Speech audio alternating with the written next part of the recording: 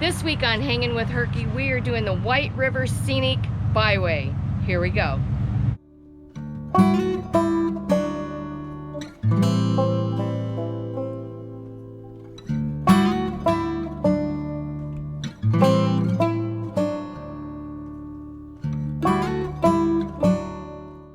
Hagerstown, Indiana is where we find ourselves this week. So this is where the Whitewater Canal had begun years ago in the late 1800s. We're going to drive this today and take a look at it.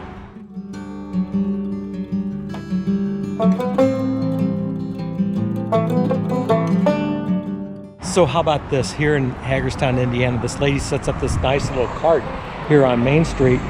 Homegrown flowers. They're free of charge. You can just pick it up, and hopefully she hopes that you can brighten somebody's day. This is awesome. This is small town Indiana.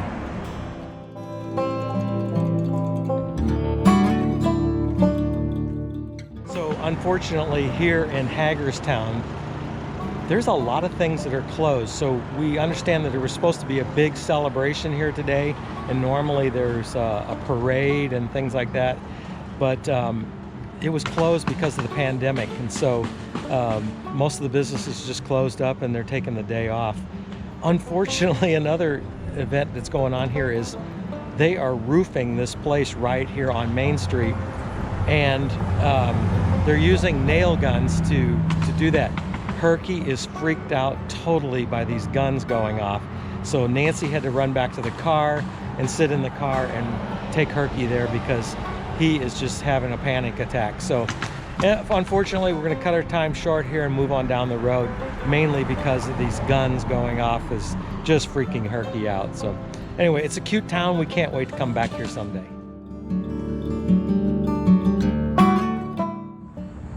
Here we are at the beginning of the Scenic Byway. So this is where it begins here in Hagerstown, Indiana.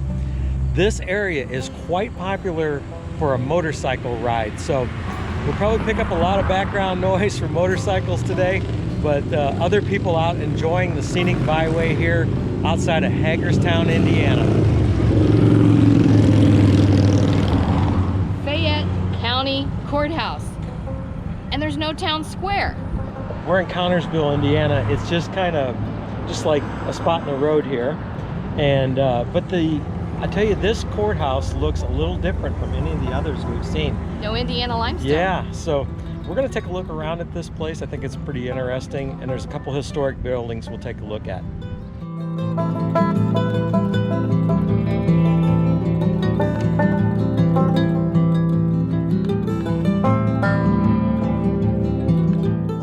So in 1842, this was the headquarters for the Whitewater Canal Company. And they built this as their headquarters. It's served several purposes since then, because really the usefulness of the canal only lasted, what, 15 years, something like that? Long. Yeah. So later on then they turned this into a bank, but it's amazing that this building is still here as the headquarters. And there was a mural down. Yes, depicting that. So, yeah. You know, it's amazing it's still here. We're happy to find it.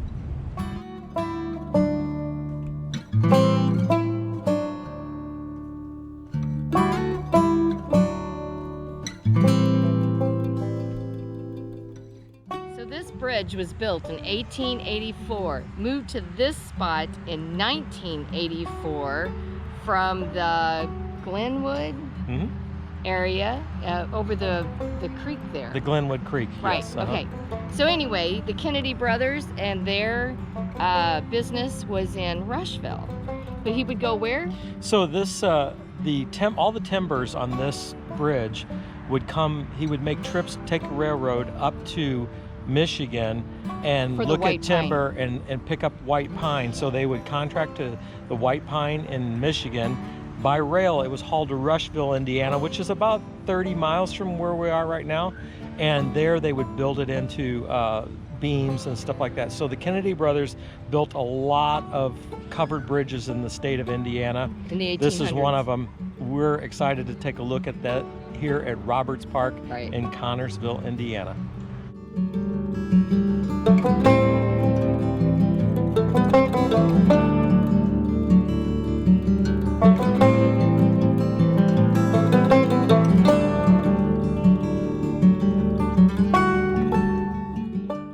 behind me is the station for Whitewater Scenic Railway.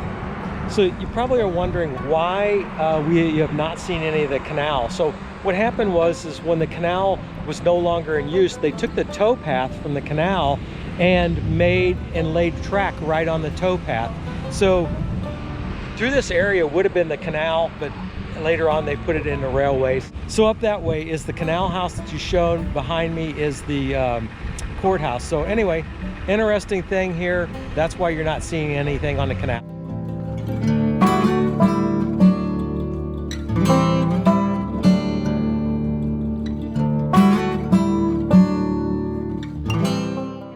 Wondered where old treasures go to die? We found it. Whitewater campground in between Connersville and Rushville. Come on, we're gonna show you.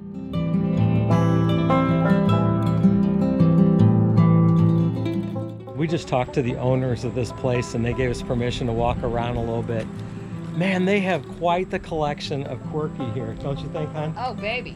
And there's a merry-go-round underneath this big roof. I'm thinking they built this building just for the merry-go-round. So they've got the office when you first come in the place is an old caboose. The whole campground is full of just really nice art that they've repurposed a lot of stuff in it. It's really cool. You got to show them the. Oh, there's like a gas tank over here. We're going to show you that. And it's an elephant. Yeah, come here.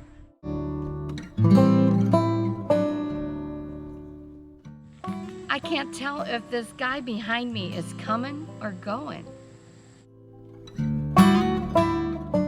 So this is a really nice treasure here. There's not a placard or anything that gives any information on this, but you can see this is an old carousel that they've placed underneath this building here. It looks like they're fixing it up.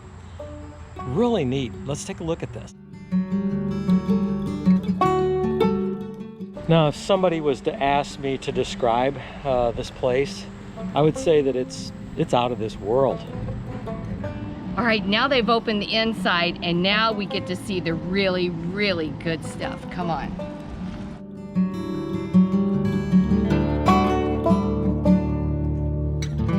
The daughter just told us that he buys out businesses when they go out of business, so therefore, that's why you have all these treasures. And you hear that train?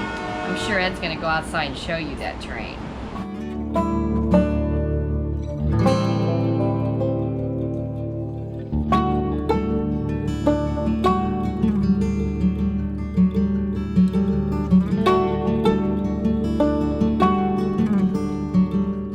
I think these bar patrons have been here for a while because there are several different types of clothing. This place is just, I mean, it's off the charts. I can't tell you. There's so much stuff I'm seeing. I mean, you got everything from a hornet's nest to a bar in the same place. And you know, I think if you look over here, we got two famous characters that are visiting here today. You know, Donald Trump, he frequents this place quite often, and he's got his Trump hat and his signature red tie and his lapel pin. And then, you know, he's hanging out with his good friend here, Willie Nelson. Willie Nelson frequents this place too. So, you know, there's a lot of famous people that come here. So the lady was telling us that when they took down the jail in Winchester and Monroe, her husband went up there and got these old jail cells, and they were getting rid of them or something. So they got these jail cells and put them away. That's interesting. You build a roof over them. It's unique. Old jail cells. Who'd have thought? Okay, Nancy is down the way there and she doesn't see this sign behind me. So one of the things I think I'm going to try to do here is I'm going to try to trick her into standing next to this sign. Hopefully she won't read it, but it says the Evaluation Center for Disturbed Women. So hang on a second. Let's see if we can trick her into staying here. Picture of you by that corn over there. So just stand. It's sorghum.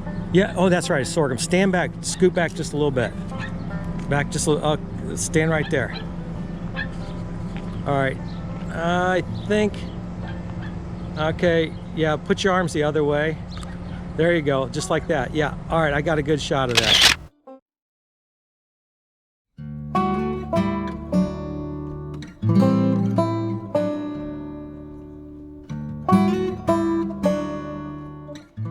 made it down to Metamora, Indiana. So right here is actually a piece of the canal that's still in existence. So later on, after the canal closed, they set this water wheel in there.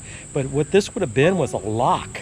So there's quite a bit of elevation change from Hagerstown on down to the Ohio River.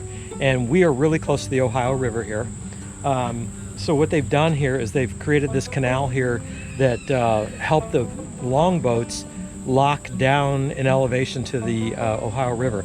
So as you can see, there's a railroad here, the Whitewater Railroad, that comes alongside the canal, and that's what they did. So they, once the canal went out of business, the tow path that the horses would have walked on to pull the longboats down the river, they turned into a railroad. So it's been said that a lot of young men left for the Civil War on the canal. So this area, they came here, got on the longboat, and went off to the Civil War, went down to the Ohio River, and got on a steamer. And when they came back from the war, they rode the railroad home. So just an interesting fact. We love this little town. We've been here before, and it's just amazing that this stuff still exists here in the state of Indiana. So I wanted to come down here and show you how much of an elevation change. So this is the dam that would have been on the lock. So you see the lock over there, and this is the bypass for the lock itself. So it's a good 8-10 feet that the boats would have had to lower down to change elevation down to this plane. So it's interesting. And then the historic town is down here. We're going to walk down there. One of the things I think it's really interesting about Metamora, Indiana, is it's one of the few places that they had an aqueduct on the river, on the canal itself.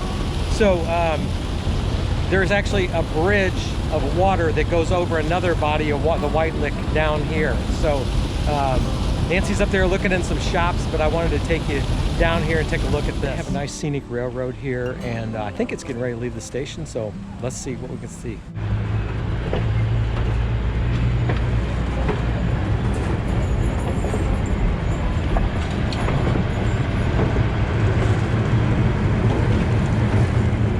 Right here's a perfect spot where you see the old meets the new. So here's a longboat that would have traveled the canal back in the day, and the railroad right next to it. But I've taken this path before and taken this this boat before. So today it's not running, so we won't be taking that. But it's just really interesting to see these two technologies coming together here.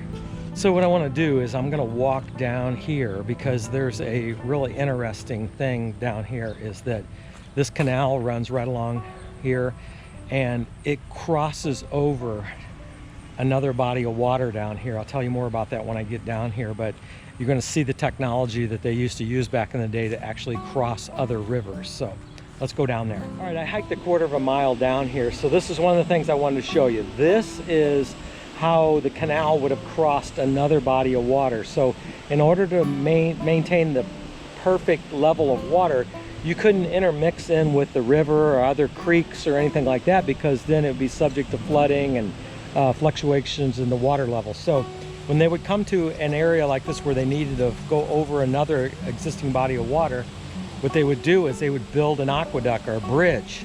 And so this bridge actually holds water, and the boats float down through there. So let's go up and take a closer look at it.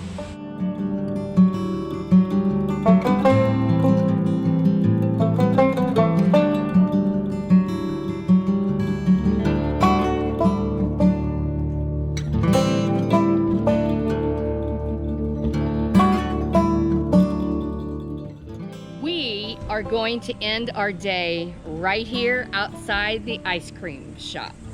I hope you enjoyed our trip with us down the Whitewater Scenic Byway. We've had a blast today. And across the street I see the old post office, so we may have to go over there first. Herky's had a good time, although it's been a little hot. It's over 90 degrees today, yeah. But we gave him plenty of water. He's doing good. Yeah, he's good. Thanks for watching our video today, and we hope you enjoyed it. We'll catch you next time. Bye now. Now it's time to walk our dog.